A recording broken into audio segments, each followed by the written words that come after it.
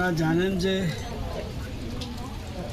ভারতবর্ষ অনেক দিক দিয়ে প্রোডাকশনের দিকে, বিশেষ করে কৃষি সামগ্রী যেমন রাইস, আমরা পৃথিবীর মধ্যে নাম্বার 1 প্রোডাকশন, যেটাকে আমরা ধান বলি, চাল, এটা পৃথিবীর মধ্যে আগে ছিল চায়না, বর্তমানে India first in the world. দুধ সবচেয়ে বেশি উৎপাদন করি ভারতবর্ষ ওয়ার্ল্ডে। হলুদ সবচেয়ে বেশি উৎপাদন করি আমরা। এলাচি সবচেয়ে বেশি পৃথিবীতে উৎপাদন করি আমরা। মরিচ সবচেয়ে বেশি উৎপাদন করি আমরা। পাট, কলা, আম, পেঁপে, আদা, তুলা, ডাল, মিলেট পৃথিবীর মধ্যে সবচেয়ে বেশি উৎপাদন করে ভারতবর্ষ। সেকেন্ড পজিশন আমরা আছি গম, চিনি, মাছ, ফল, সবজি, আখ, চা, চীনাবাদাম, এগুলিতে ওয়ার্ল্ডের মধ্যে আমরা সেকেন্ড পজিশন। ভোজ্য তেলে আমাদের শর্ট, ভোজ্য তেলে আমাদের শর্ট। ভোজ্য তেলে মানে আমরা যে জিনিস দিয়ে রান্না বান্না করে খাই সেটা আমরা শর্ট। কী দিয়ে হয় সাধারণত ভোজ্য তেল কীভাবে হয়?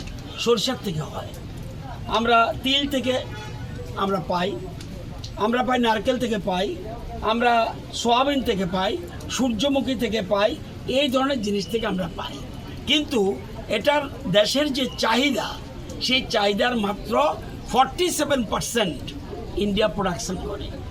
এখন এই জিনিসগুলির জন্য বহির্দেশ থেকে আনতে হয় এবং এতে হাজার হাজার কোটি টাকা বিদেশি মুদ্রা আমাদের চলে যায়। সেই জন্য দেশের প্রধানমন্ত্রী আমাদের এই পাম অয়েল মিশন বলে একটা টার্গেট ঠিক করেছে যে এটা আমাদের যেন সব কিছুতে যাতে আমরা স্বনির্ভর হতে পারি, এই জন্য গুরুত্ব দিয়েছে।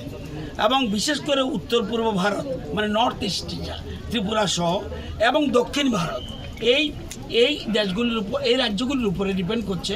এখানে বেশি ওয়েদার সব কিছু মিলিয়ে এখানে পাম অয়েলের চাষ ভালো হয়।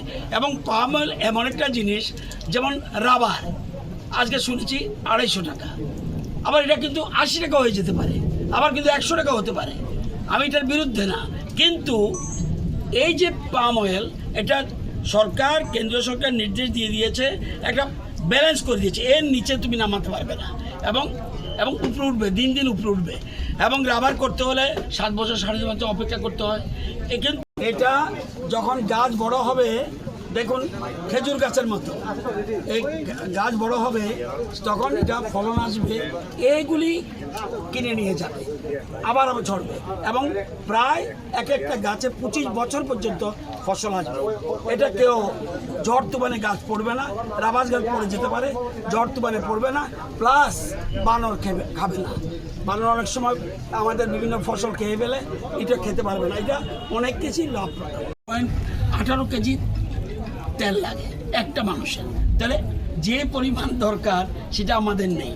সেরকম ত্রিপুরাতে আমাদের দরকার 40,000 মেট্রিক টন, আমরা মাত্র উৎপাদন করছি ভোজ্য তেল মাত্র 12,000 metric ton, 28,000 metric ton short. তো এরকম সব জায়গাতে এরকম অবস্থা। তো আমরা আমাদের 2012তেই সরকার সিদ্ধান্ত নিয়েছিল, কেন্দ্রীয় সরকার সেই সময় ত্রিপুরাতে 2012তে ঠিক করেছিল যে 7,000 হেক্টর এলাকাতে পাম অয়েল চাষ করতে হবে। কিন্তু তৎকালীন সরকার কোনো অজ্ঞাত কারণে, আমরা যারা স্বয়ম্বর হতে পারতাম কিন্তু কিচ্ছু করেনি। আমাদের সরকার আসার পরে আমরা পাম অয়েলেও গুরুত্ব দিই, যেহেতু এটা ন্যাশনাল মিশন, প্রতিটি জিনিসের মানে মিশন থাকতে হবে, এই মিশন করেছে। সেই জন্য আমরা এর মধ্যেই আমরা 3,500 হেক্টরের উপরে করে ফেলেছি। আমরা প্রাথমিক দিকে আমরা আমাদের একটা ইয়েতে দেখা গেছে যে আমাদের রাজ্যে আমরা ইচ্ছা করলে আমাদের অনেক বেশি চাহিদা আছে, অনেক বেশি। আমরা সরকার কি করছে,